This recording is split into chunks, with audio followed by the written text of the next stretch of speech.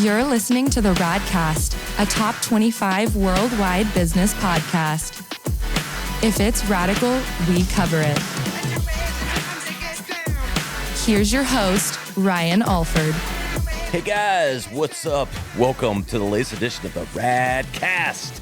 I'm excited, man. We do a lot of interviews. I get to do a pick and choose. We're getting to do whatever the hell we want on the Radcast these days. And when I can have Christopher Lochhead on my fucking show, I am having him on. Christopher, what's up, brother? It's great to see you, big sexy man. Dude, I mean, it's funny. I mean, I've been in the business. People go, well, who do you listen to? What do you read? What do you do?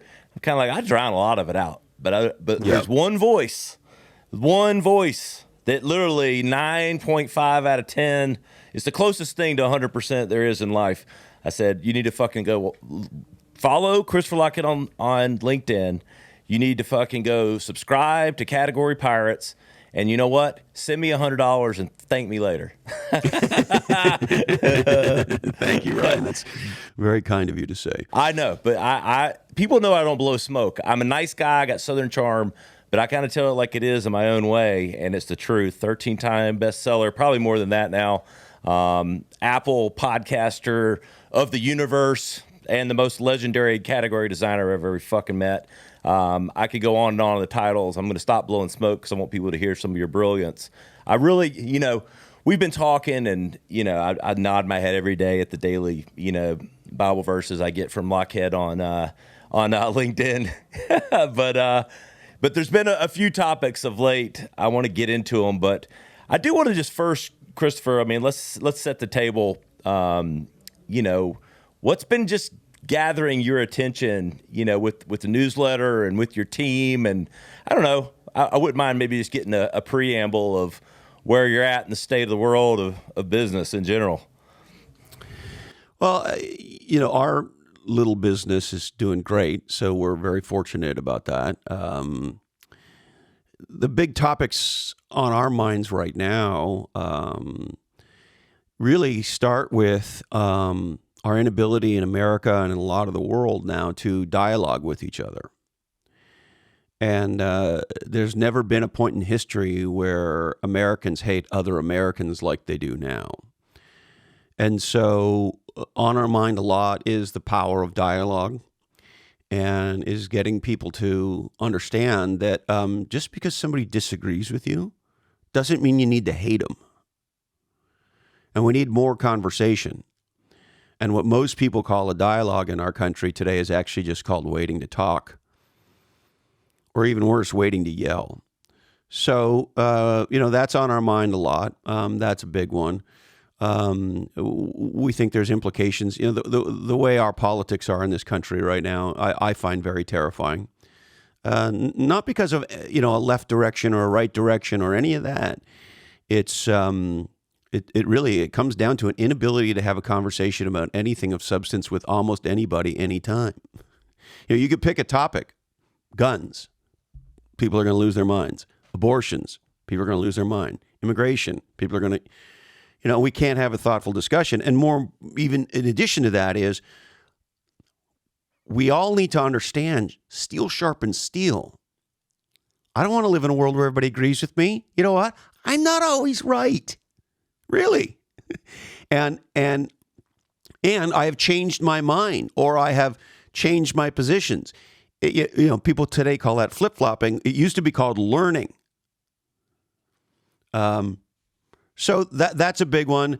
The other one, the sort of the biggest hiding in plain sight that nobody's talking about, of course, is the shift to a whole new category of human, the emergence of native digitals, and the fact that those of us who are 35 or older are native analogs, and we are the last native analogs that will ever live. And it has profound implications for us in marketing, but really it has profound implications for everything about the way we live, work, and play. Chris, let me ask you this, because I can't wait to dive into that last one, and I know that's going to be a lot of the meat of what we talk about today. But, we live in such a world where there's a lot of damn gray, and we've gotten to this point of drawing these hard lines, like you said, and it couldn't be more polar opposite than what reality is, which is there's nuance to everything. And how the hell did we get? I mean, I know there's been this firebrand of politics and other things, and I'm sure we could have a whole episode on this, but I really value your mind, and so I like to pick at it when I have you here. But like, how the hell did we get here? Like, when we all know, like, I think if you have and you can like get someone discharged for half a second, they'll agree with what I just said, but everything's charged, everything's fired up. Like, how did we, are we just compounding? Is that what, I don't know. How did we get here? Well, I think this may sound more trite than I mean it. In a very real way, we don't know how to think. And so a lack of learning about thinking causes this. And Roger Martin, who's considered to be the number one business management thinker in the world, the quote-unquote new Peter Drucker, he's got a book out that's fairly recent called The New Way to Think. We were lucky enough to have him on the podcast. And he makes a very important assessment, which is he delineates two types of thinking: reflexive and reflective. And as the name suggests, reflexive is from a reflex. So if you go to the doctor and she bangs your knee, and your knee's going to do that, and she's going to say your reflexes are good. And there are many points in our life where reflexive thinking and action associated with that reflex are very, very important.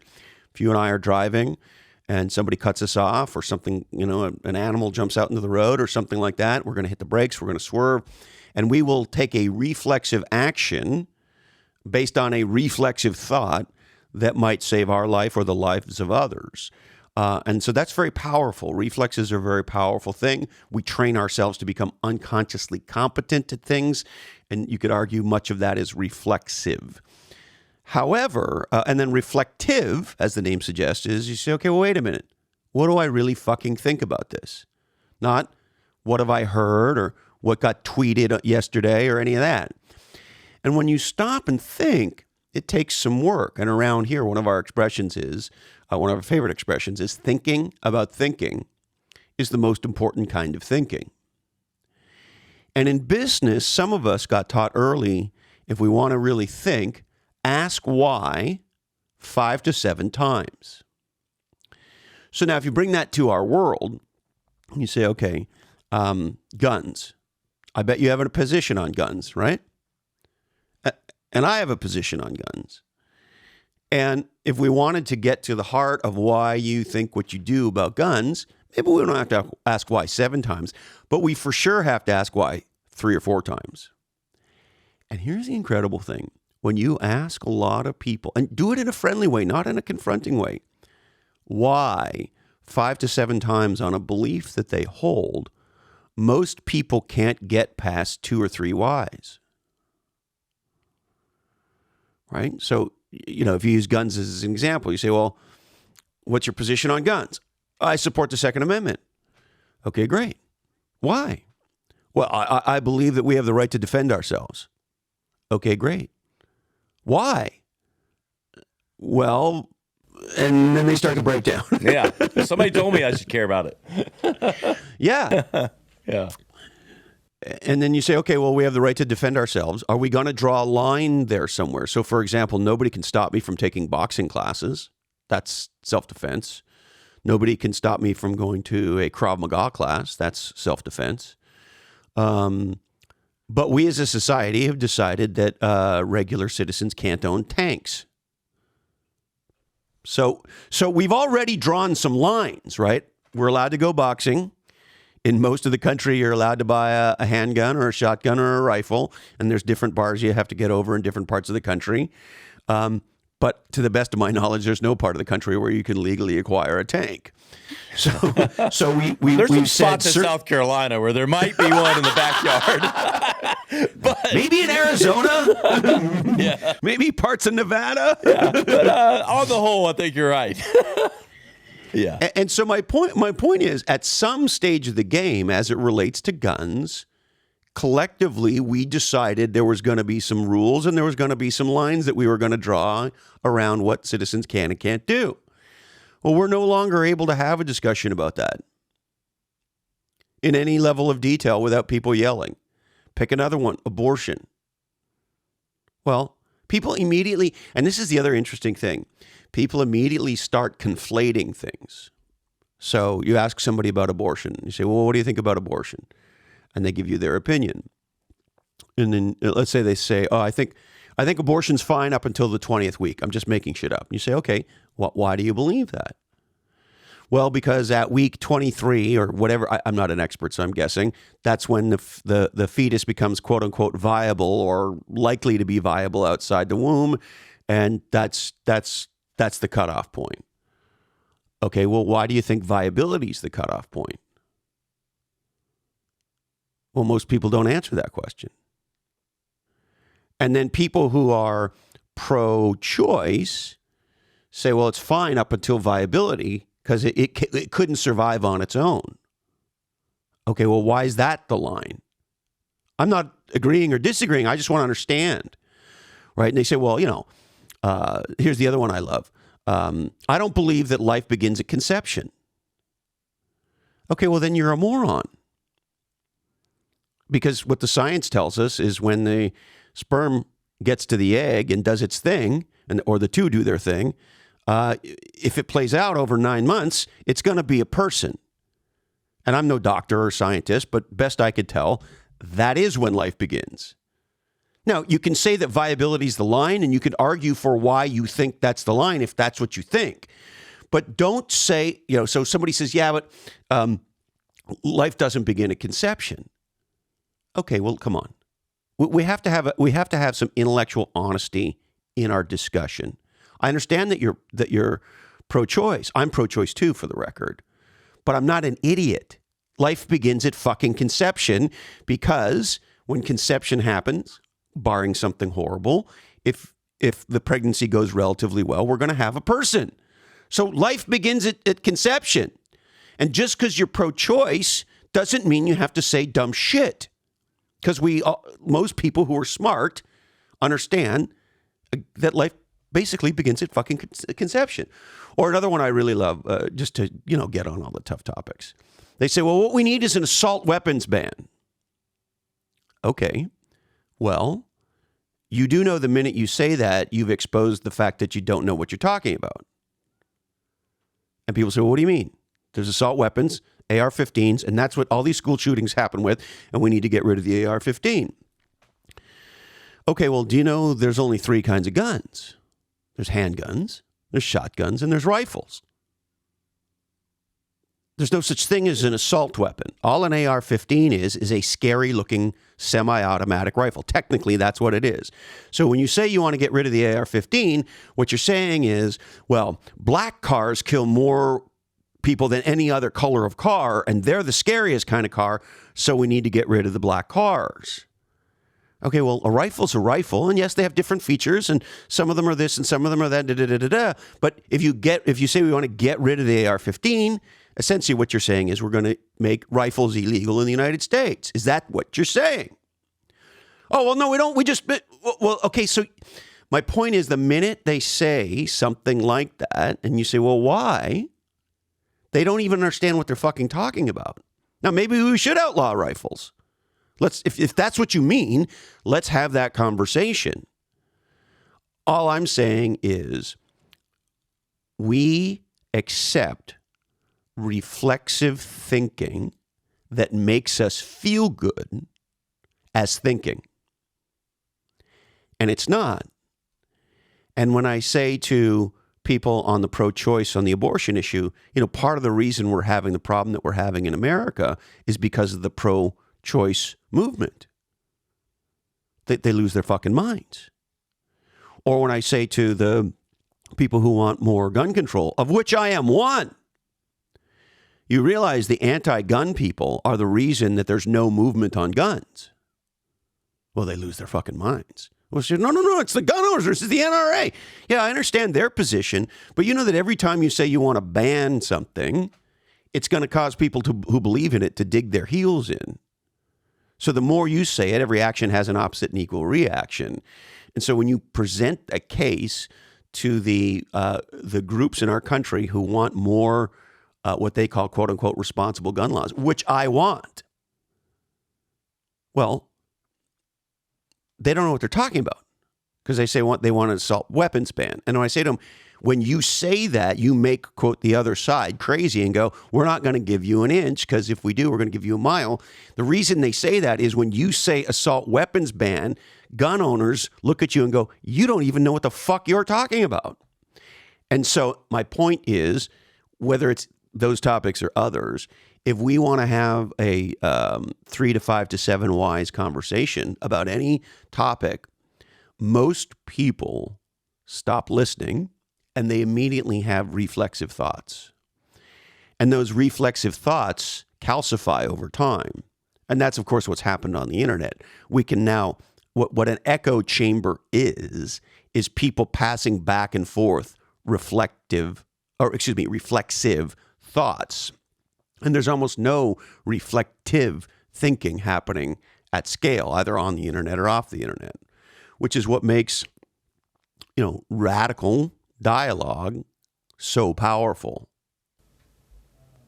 That's why I'm reflecting on what you just said, literally. And I think this is where a lot of your practical ability to, and we're going to talk about business and marketing, but I think this is what really, I think, encapsulates the brilliance of a lot of your approach and what you do. You talked about just some firebrand topics right there, some super, but the thinking part of it and the reflective, refractive, all of those, that aspect is the problem that channels through everything that drills down into business and marketing eventually. And I think people can understand that because of how you just encapsulated it. Thank you. And a core tenet in category design is listen to the words. Listen to the words. I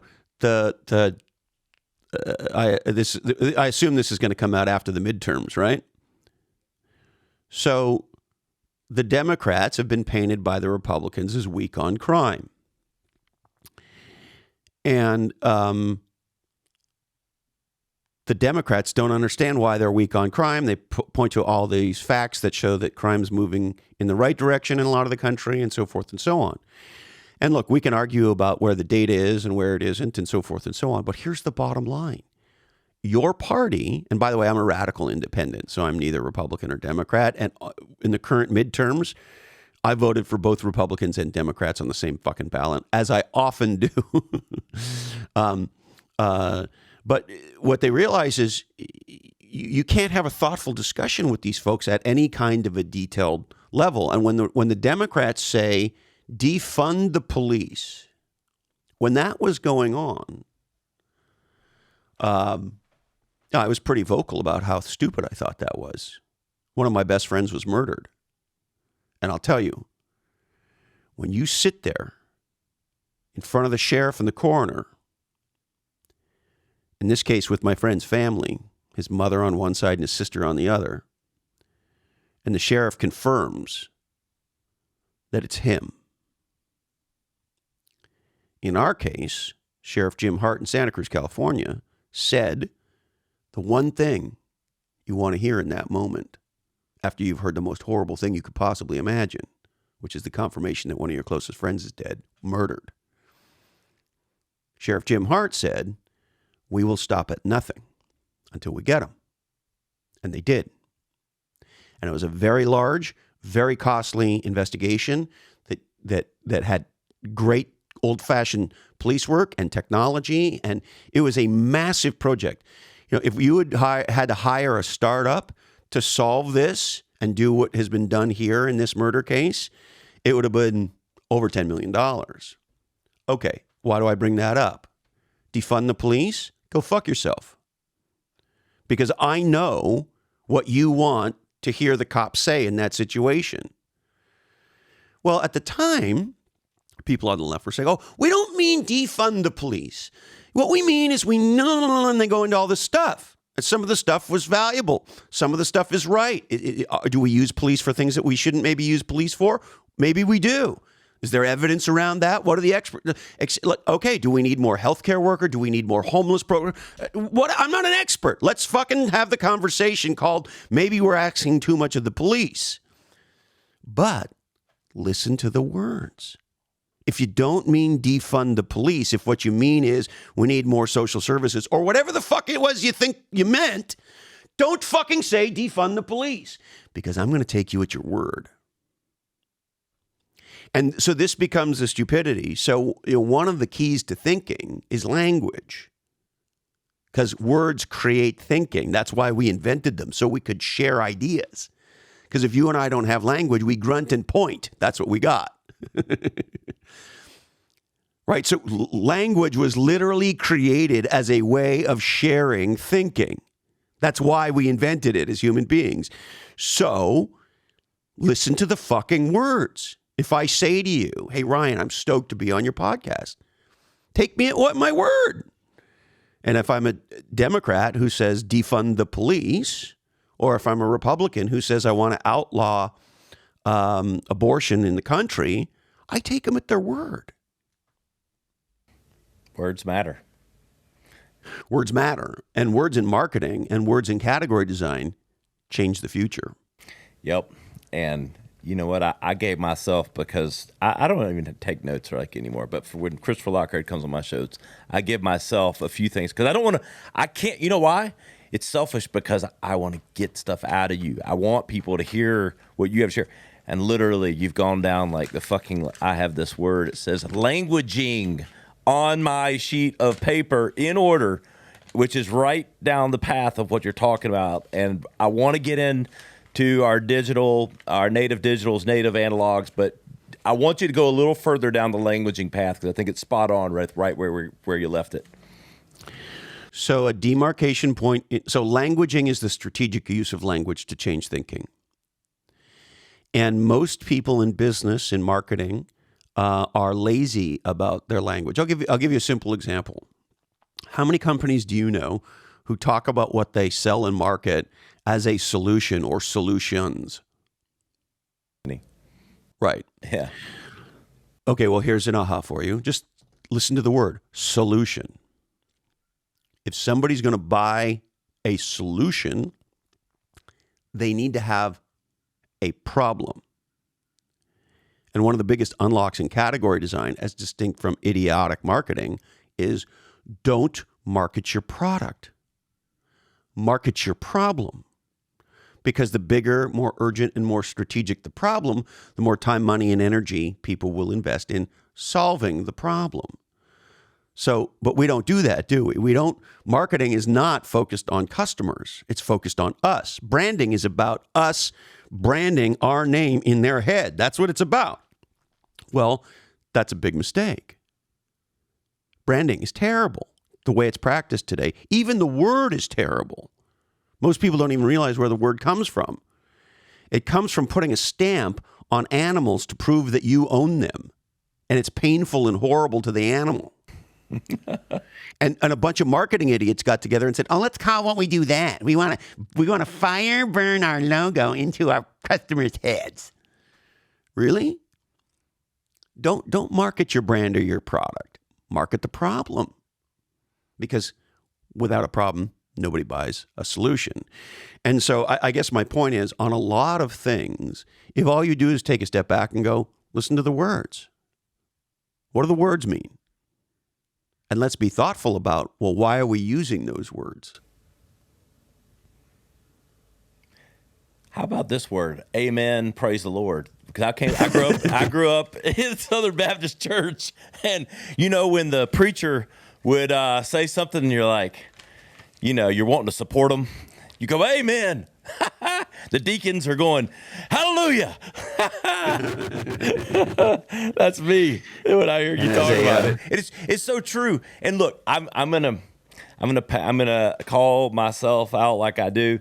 I use these terms even more, and I have Christopher Lochhead in my head. I'm like using them and I say them, and it's because I'm being lazy, because I know people know what they think it means, and so I'm lazy and I use it. But in the back of my head, I'm going, I got to think of a different way to say this. I gotta language this better, But then people are conditioned to know what they know, and so I guess I'm lazy, not in that regard. But I find myself doing it sometimes. Sure, it's easy to be a little bit lulled to sleep. I'll give you another great one in the agency world. We hear this a lot. Full service. We're a full service marketing agency. Okay. Have you ever once heard anybody say they're a half service agency? We're a quarter service PR agency. This guy was telling me about full stack. We're a full stack developer. We train full stack developers. But sometimes when I go to have breakfast, I like a half stack. I can't eat a full stack. What the fuck's a full stack developer? Now, if you're in that world, you know what that means. But outside that niche little world, it's meaningless. And so there are all of these throwaway things that we say. Here's another stupid one that never gets thought of in marketing. I always love this one. Don't take our word for it. So let me understand this. You are paying to put an ad in the world where you tell people to not take your word for it. You're telling people, you're paying to tell people not to listen to you. Fuck, that's dumb. Don't take our word for it. Here's what the customer says, or here's what Gartner says. Are you out of your mind? You're undermining yourself. And so my point is, there are all of these lazy uses of language that go unquestioned. And it can be damaging to our businesses because it's not differentiating. When we say the same things as everyone else, we create the impression we are the same as everyone else. And being the same as everyone else is the core of not being differentiated. So if you're going to be differentiated, you have to fucking be different. And if you're going to be different, you have to say something fucking different. Exactly right. But there's, I grew up in the nucleus of the ad business, but is there a more self-absorbent bunch and in the whole world? I don't know. One of the things I love about the ad business is the ad business gives itself awards for creativity. Now, if you're in the movie making business and you want to evaluate a piece of art and give it an award, which I think is sort of dumb, but whatever, do whatever you like. You want to give certain movies an Academy Award, have at it, based on artistic merit as decided by some group. But in the ad industry, it's really, do other ad industry people think it's cool? Here's what's rarely part of the discussion. Did it sell anything? Don't ask that. Did it increase the market cap of the company that put out the ad?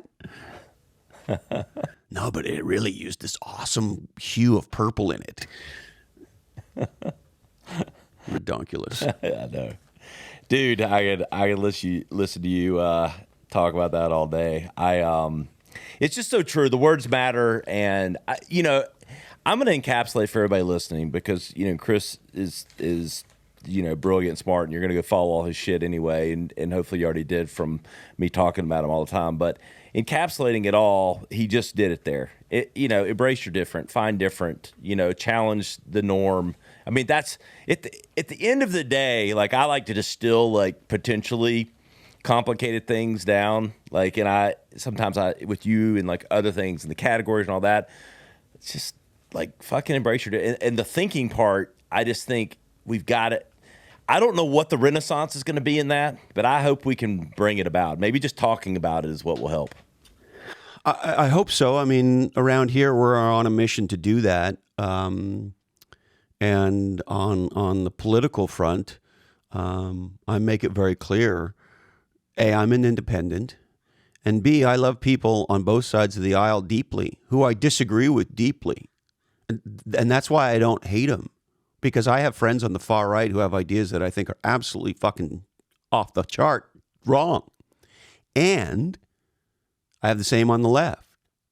And what I know is they're very good people who do very good things in the world, who care deeply about themselves, others, and our country. It's when I get into the abortion debate with everybody. Well, my pro-choice friends are furious about what's going on. And I say, well, can we at least find some common ground to start? And they're like, there is no common ground. They want to outlaw abortion. We think that's terrible. It's taking away women's rights. Okay, I get that. But can we start somewhere? How about we start here? Nobody wants one abortion. Everybody's anti-abortion, aren't they? I don't want one abortion. I don't want one woman to have to go through that. I don't want one potential life to be lost. I don't want any of that. So let's all start with, we care about women, we care about children, and we'd rather these horrible things don't happen. Okay, great. We can at least agree there, can't we? Now, we may disagree that when it happens, how we deal with it. Okay, fine. Let's have the disagreement. But my point is, if we look, can't we at least, we can come to a place where we understand that the other person, despite the fact that they have a different opinion and isn't an evil person, even if we ascribe that to them. And oh, by the way, if you treat them and speak about them like they're evil people, they're never going to come and talk to you. Chris, do we just want to jump to the end? Is that what it is? Because I heard you talk right there, and I'm like trying to distill it, like how people are. Like, we just want to get to the end point instead of the journey that it takes to find common ground. We just want to get to the nth point of, again, like you said, the actual negative thing that has all the polarization around it. But there's like 30 steps before it, right? We just want to jump to the final conclusion that is so divisive, right? Well, and we're committed. Here's the truth. We're committed to being divisive. Yeah. I was listening to a very popular political podcast recently, and the gal providing the analysis was talking about how the amount of vitriol in our politics has never been higher, and what a problem this is, et cetera, et cetera. And then she went on to talk about and why it's all Republicans' fault. And I said, like, I'm yelling at my phone because I'm listening to a podcast going, you're so dumb that this is a very smart person, supposedly. You're so dumb that you don't realize that you're now doing 2 seconds after you said it was the thing that needed to be not done. You're now doing exactly it. You just like being divisive in a Democratic outfit as opposed to a Republican outfit. And you just think the Republicans are more blatant about it or whatever you think. Well, you're doing the fucking same thing. So you're not going to make friends, in this case with Republicans, by calling them assholes. Yeah. It's not going to work. I don't understand why President Biden doesn't come out and say to every MAGA person, we love you. We want to work with you. We want to understand you. Why wouldn't you say that? Look, I disagree with some things on the far left. I'll happily have a debate with AOC about whether or not we need universal basic income. But I'm not going to call her names because she says that we need that, and I think it's nuts. Let's talk about it. Bingo. I don't hate her because of it. I might not like her position. I might not like her style. I might like whatever. But Americans hating Americans because we have different opinions, really? That's what we're doing? And that's the key. Americans hating Americans isn't good for anybody if you're an American. Well, no. And look, why would you? Have you ever sat down and talked to an American? I live in a very Democrat area. Well, have you ever been to the middle of the country? No, I mean, really. I was just in Arizona. I asked people how they think about the election. I want to hear what they say. I might not agree with everything. And oh, by the way, just because I'm from California doesn't mean anything. People can paint anybody with any kind of brush that they want, right? And so I personally believe we need a breakthrough in listening and a breakthrough in real dialogue, the ability to ask 5 to 7 whys and have a thoughtful conversation about stuff. And in marketing, it's everything, because roughly 90% of the marketing that we see is not something that somebody thought was legendary. It's something a committee could agree on. You've made my life harder, my friend. I just want you to know that, because I know I joked earlier, and I know I'm going to keep saying it, but like literally every time I'm in a meeting with a client now, and I named my agency fucking Radical. I didn't name it Radical because I gave everyone in my agency license to call bullshit and to push the envelope when you name your agency Radical. So there was some thought in that. However, I said in every meeting now, and your voice is in my head, and I'm going, are we really pushing it? Are we trying to, are we speeds and feeds? Are we trying to be better than the competition, or are we trying to completely damn demand and fucking, literally? And that practical thought, though, I think there's not enough of it, and it's hard. It makes you think. It makes you work harder, but it's not all supposed to be easy. Yes. And in category design, one of our core tenets, another one of the core tenets is reject the premise. So whenever we go to do thinking work, creative work, strategic work, we start with reject the premise. So we look at, what's the premise for this? Right? What does everyone else say about this topic or about this market or about this type of product or service? Or what does everybody say? Write that shit out and look at it and go, okay, let's reject all of it. Let's start with it's all wrong. Now look, you might reject the premise, do some real thinking about thinking, and come back and fully accept the premise after you've gone through that exercise. That's fine. Yep. If you really go through the exercise.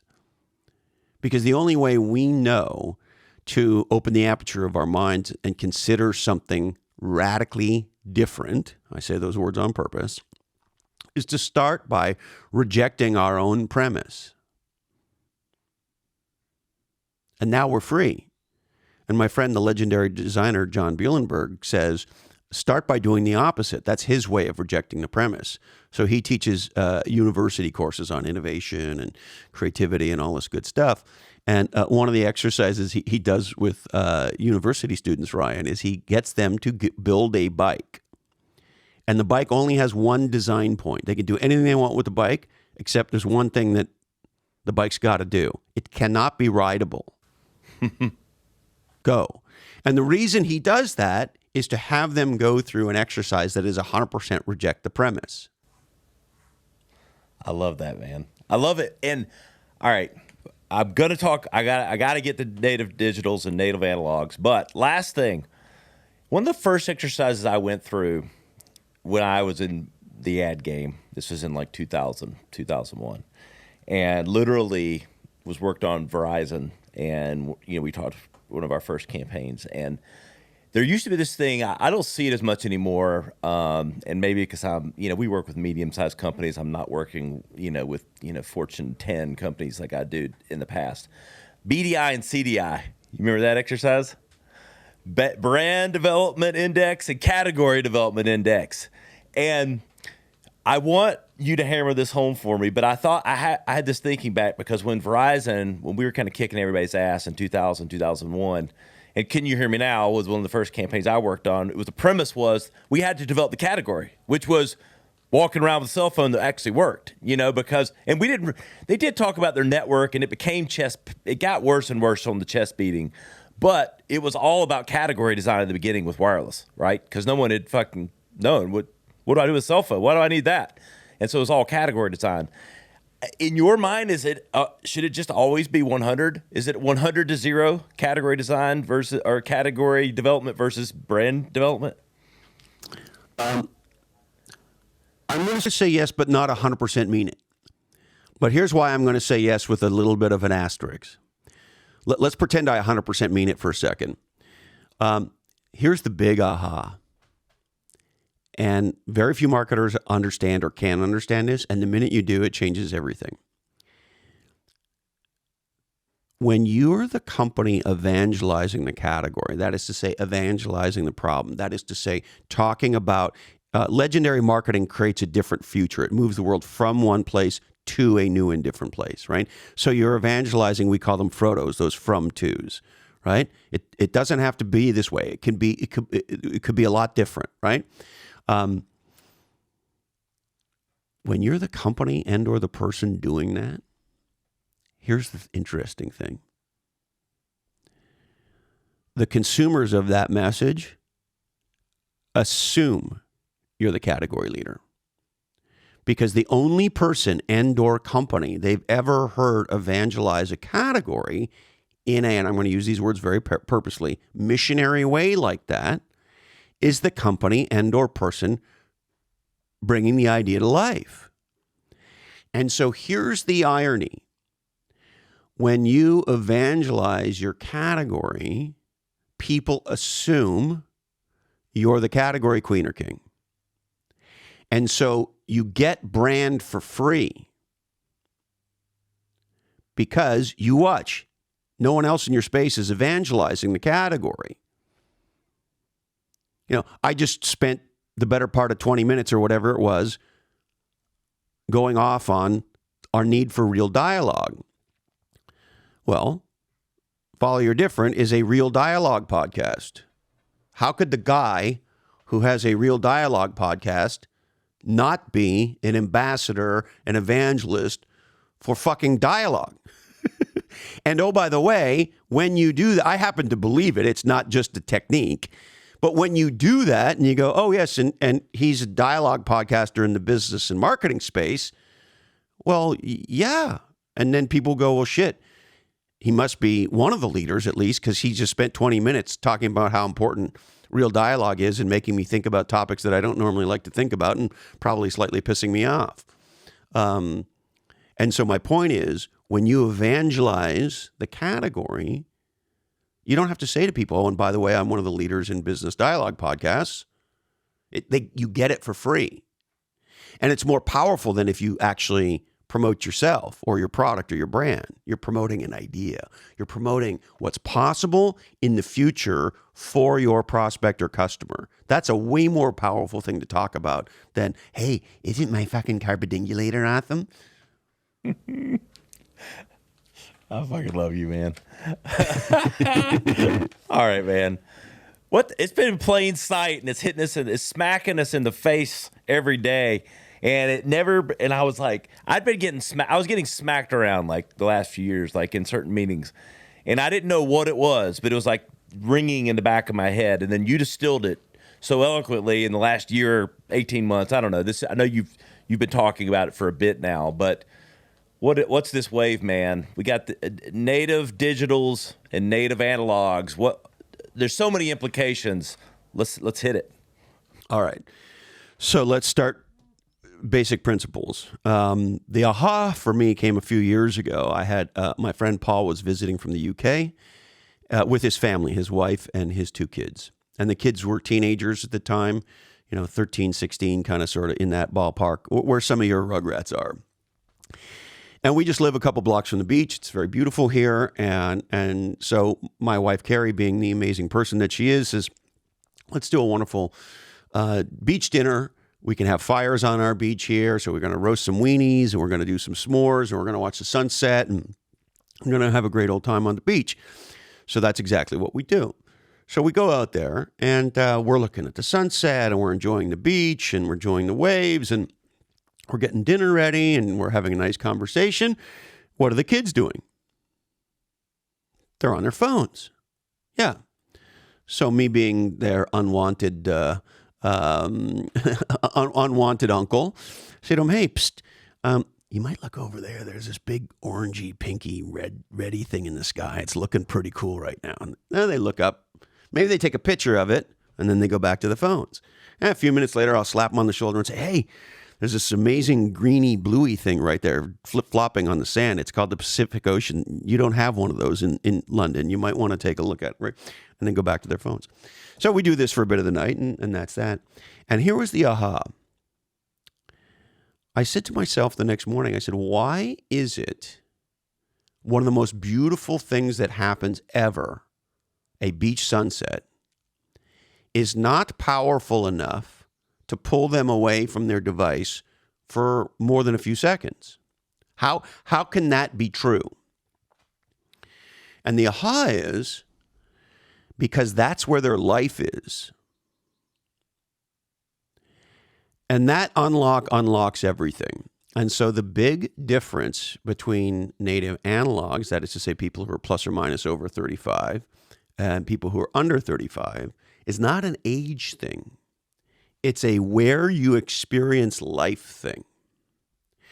And what you'll notice, and look, there's always outliers and exceptions, and I get all that, but what you'll notice is there's a 180-degree difference. For those of us native analogs, we would always prefer to be in person. We're always going to watch the sunset. And maybe we'll take a picture and a video of it too. But our primary experience is an analog experience. You go to a rock concert today, and young people are watching the concert through their phone as they tape it. It's there. They're right there. They're right fucking there. And you're watching them through your fucking phone. Why? Because their primary life experience is on a screen. They came of age with these things. And so the aha is, if you came of age with primarily the smartphone and the cloud, you are a native digital. You're the first generation of humans whose primary life experience is digital and secondary life experience is analog.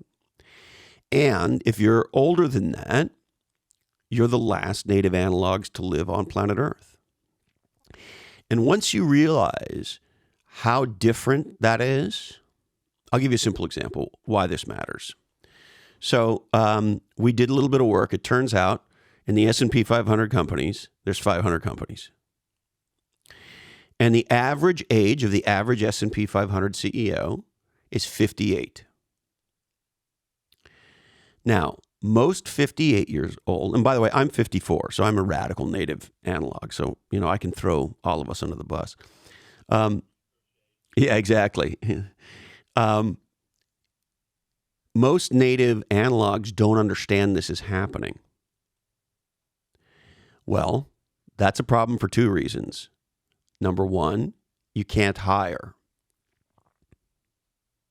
And number two, you can't market. Because you can't get to anybody under 35 if you don't understand this. Now, it's interesting to me how small business owners adapt so much more quickly than bigger and big business owners. I'll give you a favorite example of this. It was during the pandemic, I talked to as the pandemic was ending, and I talked to a restaurant owner who was having a very hard time hiring people. And he was telling me he used all these job sites and this and that and the other. And he said it wasn't working. So you know what he did? He and his management team set up Tinder profiles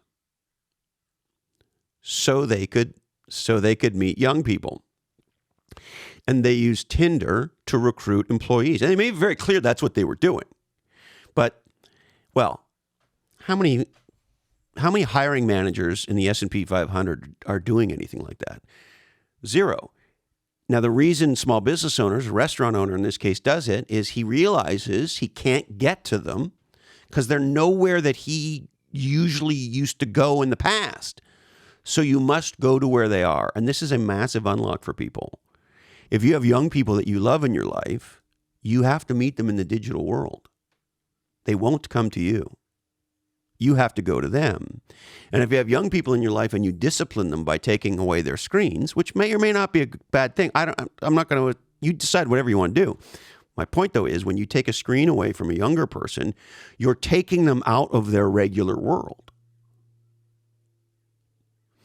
Now, this unlock is everything, because every time you see a television ad, what you're seeing is either A, a category of product or service that's not targeted to anybody over 30, younger than 35, or B, wasted marketing dollars. Because nobody over 35 watches any fucking TV. And so once you understand that the way they live life is different, once you understand that if you're native digital, you got to have digital game to meet a significant other. When you and I were kids, we had to have analog game. You had to figure out how to go ask the girl to dance or whatever. Well, today you got to have emoji game.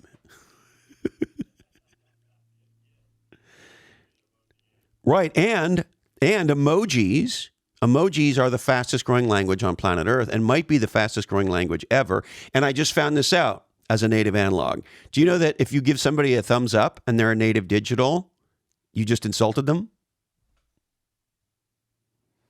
They think it's a passive aggressive kind of pat on the head. And so my point is, right. Well, if you don't know that and you're managing a team with native digitals on it and you send them a thumbs up, they're going to think you're a donkey. And so that's how big the difference is. And so the big aha is, if we want to build legendary categories, companies, and products into the future, we must realize the following. We are now in a native digital first world. And you can't recruit people and you can't market and sell to people who are native digitals using analog approaches. And it's so apparent, like people probably just, or anyone listening now was listening to you talk and they're going, and it's been in plain sight. But the brands are so they're not agile, man. And they don't get it. So unless they've got someone on their team like feeding it, and they think, well, let's just run some more organic Facebook posts. That's the solve. It's just so bigger than that. I mean, like, correct. So like if you're counseling, I'm gonna get nitty gritty, Christopher. So, we have some executives listen to this, I know. So we're gonna take them to school. Like, you're counseling brands beyond, okay, I need to run more Facebook ads. Take it a level deeper of implication, maybe, or opportunity. Yeah, so I think running more Facebook ads is often a very big mistake. Having spent 35 years in the Silicon Valley tech ecosystem, startup ecosystem, there are startups over the last couple of years who've spent approximately half their venture funding on Facebook and Google ads. And so we need to understand when we do that, we're playing a game called demand capture. And she who creates the demand wins. And so here's the first aha. The number one form of marketing is, and always will be word of mouth. And nobody in marketing talks about it because your brethren in the agency business don't think they can make money on word of mouth. They make money placing ads and doing all that shit. Well, it turns out marketing can help tremendously with word of mouth. And when you realize that it's all about word of mouth, then you realize a couple things. Marketing's job is to put the right words in the right mouths. Marketing's job is to use marketing campaigns and strategies to create and multiply WOM, word of mouth. And here's the beauty. WOM scales in the digital world in a way that it never could scale in the analog world. And so if you understand that what we need to do is find who our ideal customer is, we call them in category design super consumers. They're typically 8 to 10% of the category who are most forward-leaning, most progressive in their thinking, most willing to experiment with new ideas and new things. You find who those people are, and you deliver them, I'm going to say these words very much on purpose, content that is based on a different point of view, and you interact with them digitally where they live in the digital world, and you get a small percentage of them talking and buying, you can create radical, rapid digital WOM in digital communities. And then when you get a certain community to tip, away you go. We're working right now with a company called Lomi. And Lomi is, in my opinion, the most important new home appliance in more than a decade. It's the first smart home composter. You take your food waste, you put it in this thing, you press a button, and 3 to 4 hours later, you get some of the most nutrient-dense dirt on planet Earth, as opposed to creating more waste and more CO2 and more bad shit. thought you were going to say Doc Brown, like turning it into a time machine. But, like in Back to the Future 3, he comes back with, you just pour trash down in it and like turn it. But that's cool too. Well, and the reason I bring them up is because Matt and Brad, the founders of the company, CEO and chairman, are really legendary at direct digital marketing. And they're now at a point where their level of precision in being able to measure how much digital WOM they need to create to get it to a certain point that a certain area will tip, they almost have it down to the penny. And so when you know that, when you know who your perfect super consumer is, and you know how to get to them through digital channels and be part of their digital community, and you take an education-oriented approach with a point of view that is thoughtful and capture their attention and imagination, all of a sudden they will interact with your content and your company.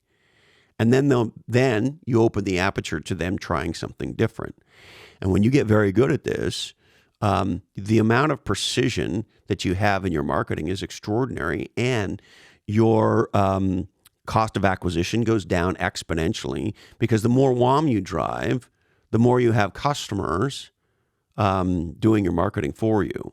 And so the folks at Lomi are getting to a point where we call it category science. The category science analysis is so tight that we know if we spend a certain amount of money in a certain type of digital community over a certain amount of time, we will drive revenue. And once revenue in that digital community gets to a certain point, we don't have to invest anymore, because the WOM will do the rest of the work for us. That is the most legendarily powerful kind of marketing that I've ever been associated with. And so the aha here is, if you understand category design, if you understand super consumers, if you understand digital communities, if you understand native digital versus native analog, and that you can't get to native digitals in other ways, this is the way to get to them. And that native digitals, more than ever, more than any kind of human being ever, they're not going to go to some unknown source for information. They're going to ask a friend. They're going to be part of a digital community, and they'll ask that digital community if they don't have a specific friend to ask. And so today, success is very clear, but it has to be digital first. It has to be focused on supers. It has to have a thoughtful, education-oriented point of view, aka legendary content. One of the things we like to say today is the content is the marketing. The content is the marketing. And people engage with your content, it's going to create affinity. It's going to create scalability of that WOM. If you're creating new languaging, to get back to that, the new languaging that you're creating will have some real lift to it because of the WOM.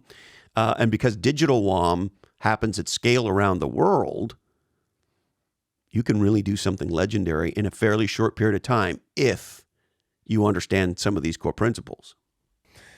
Big, man, and the implications are so big. And I'm gonna distill it. Not Facebook ads, Facebook groups or Discord groups, and you know what? There was a second thing that I took away there. I'm a fucking Christopher Lochhead super consumer. I mean, like, who knew? I'm the living, breathing, like super consumer for Christopher Lochhead and category pirates. Well, and here's the interesting thing. You tell me as one of our supers. Here's the other thing most people don't realize about supers. Supers will spend a giant amount of money with you if you let them. You think about music. People want to go to the shows. They want to buy the T-shirts. They want to get the DVD, or not DVD, the streaming video of the fucking concert back behind the scenes, and the biography story. Like, if you think that that Lizzo's unbelievable, you want to consume all things Lizzo. And so most people leave a tremendous amount on the table. That is to say, they don't give their supers enough to buy from them. This is why so many of these digital creators are being so successful. Mr. Beast is a legendary example.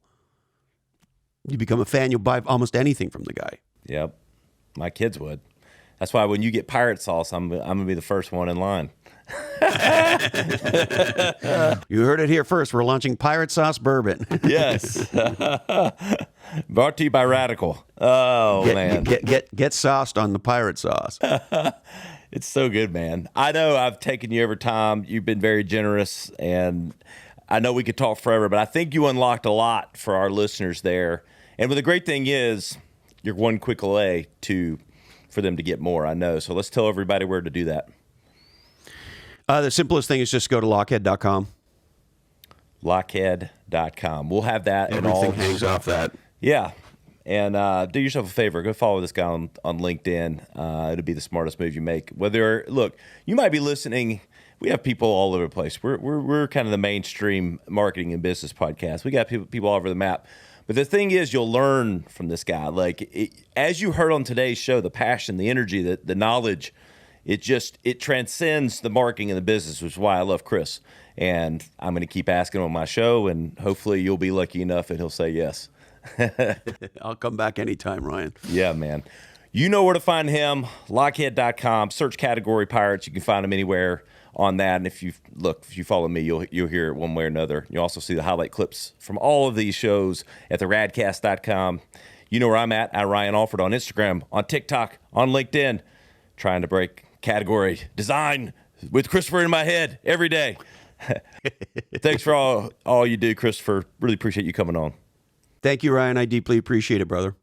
We'll see you next time on the Radcast. To listen or watch full episodes, visit us on the web at theradcast.com or follow us on social media at our Instagram account, the.rad.cast, or at Ryan Alford. Stay radical.